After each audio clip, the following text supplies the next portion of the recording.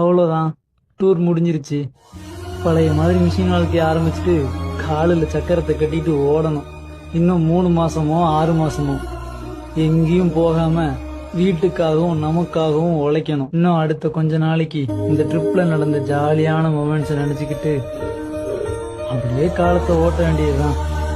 என்ன பண்றது, மனுஷனா பிறந்துட்டோம்ல.